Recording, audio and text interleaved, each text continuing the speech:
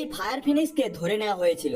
সে একটি জ্বলন্ত চোখের ফোঁটা খেলায় আর লোকটার কাছে মিনতি করে যেন তাকে ছেড়ে দেয়। লোকটা তাকে রাজার কাছে নিয়ে যাওয়ার সিদ্ধান্ত বানিয়ে নিয়েছিল, কিন্তু ফিনিক্সকে মরতে দেখে তার মধ্যে দয়া চলে আসে।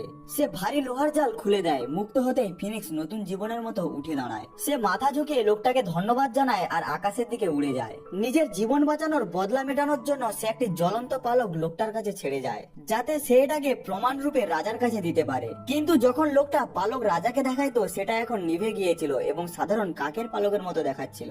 রাজার মনে হয় যে লোকটা তার মজা উড়াচ্ছে, তাই রাজা তার গর্দান কাটার আদেশ দিয়ে দেয়। যখনই জল্লাদ আঘাত করতে যাচ্ছিল, ওই পালক হঠাৎ জ্বলে ওঠে। পুরো আকাশ লাল হয়ে গেছে, কারণ ফিনিক্স লোকটার বিপদ আগে থেকে বুঝে নিয়েছিল আর তাকে বাঁচানোর জন্য দূর থেকে এসে গিয়েছিল।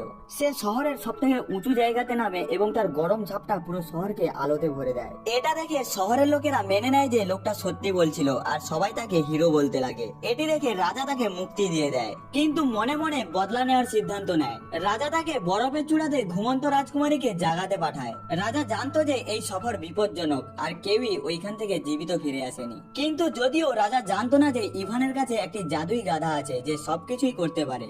গাধার সাহায্যে সে খুব তাড়াতাড়ি পাহাড়ের চূড়াতে পৌঁছে যায়। ওইখানে বরফের দরজার সামনে জ্বলন্ত পালক পুনরায় জ্বলতে লাগে আর বরফের দরজাতে ঢুকে যায়। পরের মুহূর্তে মোটা বরফের দরজা জলেতে বদলে যায়। গাধা পা পিছলে নিচের দিকে পড়তে লাগে, কিন্তু একটি পাহাড়ের ধারেতে সে আটকে যায়। ইভানের পাও বরফে জমে গিয়েছিল। সে নিজের জুতো খুলে দেয় আর সামনের গুহার ভেতরে চলে যায়। ওইখানে সে ঘুমন্ত রাজকুমারীকে দেখতে পায়। ফিনিক্সের পালকের সাহায্যে ইভান রাজকুমারীকে জাগিয়ে দেয়, কিন্তু যখনই সে জানতে পারে যে রাজা বুড়ো, সে বিয়ে করার থেকে মানা করে দেয়। সে বলে যে তার স্বামী শুধুমাত্র কোনো যোদ্ধা বা রাজকুমার হতে পারে। ইভানকে হতাশ করার জন্য রাজকুমারী কোনো না ভেবেই পাহাড় থেকে ঝাঁপ মেরে দেয়। ইভানও তক্ষুনি তার পেছনে ঝাঁপিয়ে পড়ে। তখনই গাধা ঠিক সময় চলে আসে এবং দুজনকে বাঁচিয়ে নেয়। খুব তাড়াতাড়ি ইভান রাজকুমারীকে ফিরিয়ে নিয়ে আসে, কিন্তু সে বিয়েতে মানা করে দেয়। সে বলে যে বিয়ে তখনই হবে যখন তার কাছে ওসিয়ান হার্ড রিং থাকবে।